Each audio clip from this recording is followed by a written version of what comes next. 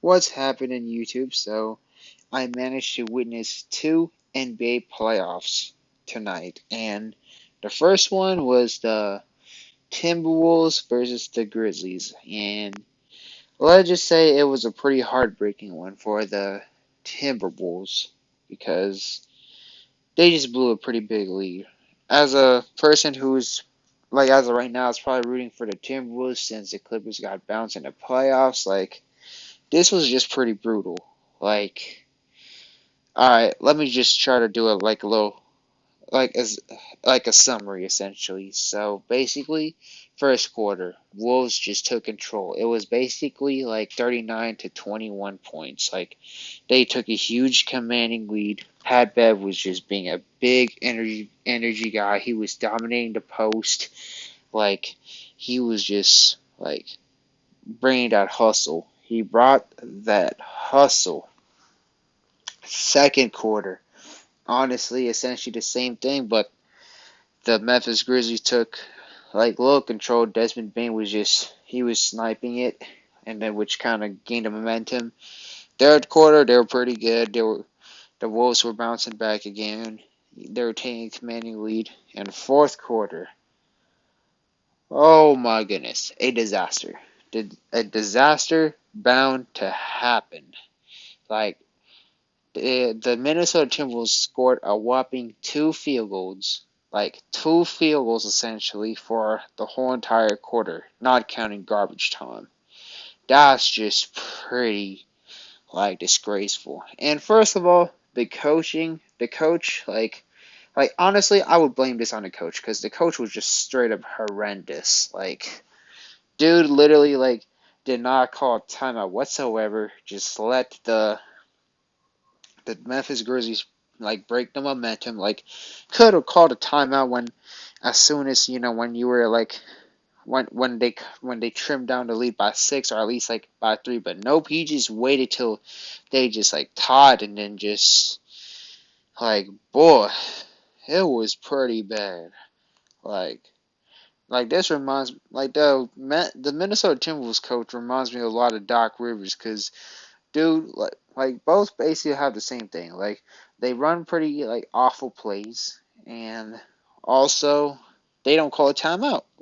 That's the main issue is they just let the lead just dwindle, and then they call a timeout when it's too late. Like it was just awful for the Minnesota Timberwolves. But anyways, let's do a player by player breakdown. So first of all, Patrick Beverly brought the energy, brought the defense, brought the offense in the first half. Second half, he still did whatever he could, but the coach was kind of having him run the offense and all that, just getting all to have him scoring all that, which is Pat Bev's a great player, but no, not the guy to just simply take all the clutch shots and all that. All the other players, they were not really taking much of the shots. And then, but yeah, Bev did what he could. He brought the hustle, being a great leadership. Honestly, he would have been a better coach than the Wolves coach right now. But, anyways, that's that.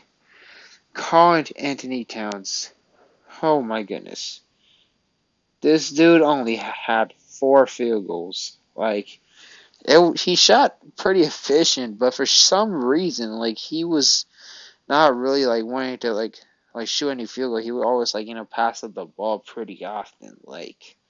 I don't know, man. I mean, Karl Anthony Towns, great player, respectfully, and pretty cool dude, but this was just another of his bad games. The big weakness I kind of notice about we will all notice about Karl Anthony Towns is his post move is not the most ideal. He's more like a jump shooter type of guy, kind of like how Porzingis was against us. But even Porzingis at least had the size, but Cat was I think Cat's basically the size of a power forward that is playing the so-called center position. But like Carney Towns, it was a pretty brutal game. He had 5 fouls and four turnovers. It was a pretty brutal night for Carl Anthony Towns. It was just Timberwolves fans. I feel for you. I feel for you. Hopefully, Cat will bounce back the next game.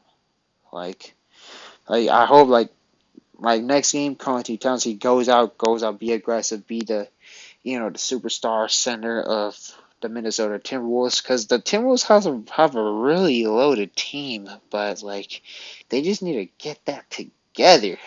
Like, whew. But yeah, Cat, bounce back, bro. Hopefully, you bounce back.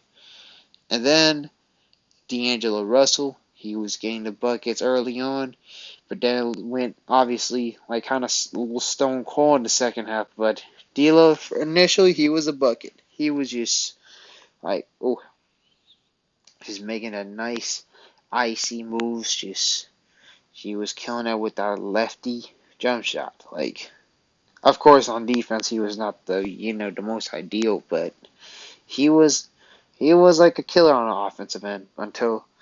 But then he had a rough stretch. Like the thing with D'Lo is like he would have like somewhat of a swing factor in a way, but he's a great player regardless. But but it was nice for the Timberwolves for him to do actually pretty well compared to the other games when he would do like fairly poorly. And then Anthony Edwards, pretty great player, just really strong. He's basically a football player that but has a lot of skill sets. He was making some threes. He was getting to the baskets, just being a pretty strong guard that's getting the buckets. He did his thing. He did his job. He did what he could have done, but of course, unfortunately, as the whole entire team just went cold. But Edwards, he did pretty well. And also, I keep forgetting the power forward's name, but I think McLaughlin, I think. Yeah, he got 13 rebounds, got some boards, played pretty good defense, but was pretty cool on offense. He was 2 for 8 and all that. So, but yeah, he played the defense, so nothing really much to say. So the bench, Malik Beasley, like that dude couldn't make anything. Like he was like 2 for 7 from three and all of that. Like, yeah. I know the thing with Malik Beasley is he gets pretty streaky. He has his hot moments, and then when he's cold, it's pretty bad. Like, ooh, like his stuff was not falling, which is again pretty brutal, pretty brutal. And then Nas Reed, he provided some length, just some ability, but I mean didn't do anything too special. But they're a solid player. Um, and then I don't really remember any other Wolves player. Like, um, yeah, I don't think I can remember any other Wolves player that is significant. But yeah, like Jaden McDaniels, he did his job. He was pretty efficient, 2 for 4. Just pretty a young and upcoming power forward. Like he could be pretty key for the Timberwolves in the future. So pretty solid player. Maybe could have got some minutes. Who knows? But yeah. But yeah, I think that's all the players that I know of on the Timberwolves, at least from what I've seen or from what I've remembered. And then let's go to the Memphis Grizzlies. So first of all, John Morant, his scoring was pretty brutal. He did not score 20 points at all, but he got his triple double. So he got a lot of assists, 10 assists, and also got the rebounds. Pretty good player. Like I, I know he didn't get the buckets, um, but his playmaking was pretty substantial, which also helped with the comeback and the fight in general. Like John Morant, he's one of a kind. Like he's like kind of like the modern day Derrick Rose, because we all know like how Derrick Rose been healthy, he's been a killer. But now we get to kind of see that again with John Morant, and shout out to Ja, like from from college to where has he been right now. Like, but does he improve? Like, most improved player of the year? That's up for debates, and I believe like probably would be Jordan Poole, but I mean I'm pretty neutral on that, but yeah, Ja did his thing, just did like every other things like all around things in general, and he pretty much got the last laugh because the Wolves, they were getting a little spicy and all of that. So yeah, John Morant, he just showed who's boss. And then you got Jaren Jackson Jr.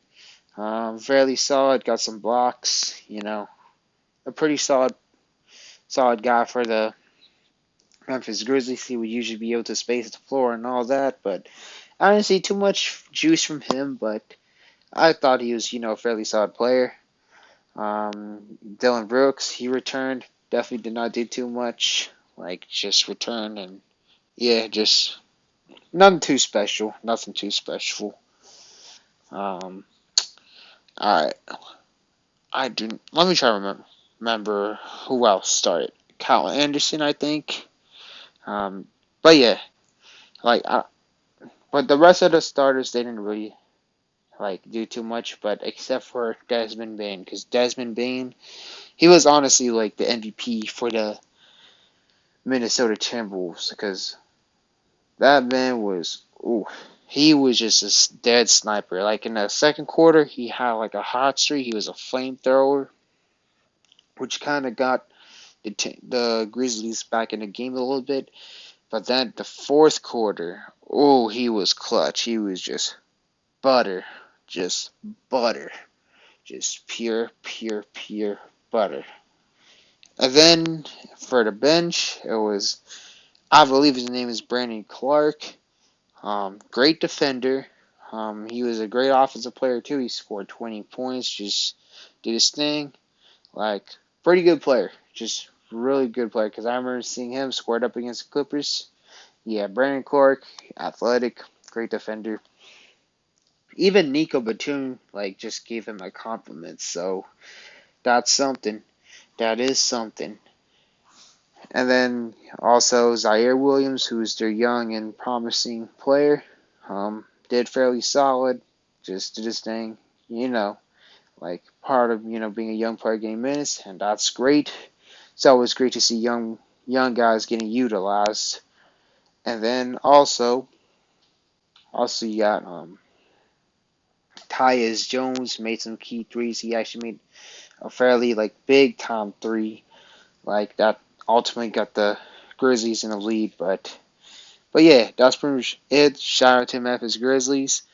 Wolves fans, mad respects to you for dealing with all the turmoil and all that. And I feel for the Wolves because boy, that blew a pretty big lead. And the coach, damn, bruh. I think it's Finch. Dude, homeboy didn't even call a timeout. And also, I mean, of course he called a timeout, but, he pretty much just, called a timeout when it's too late.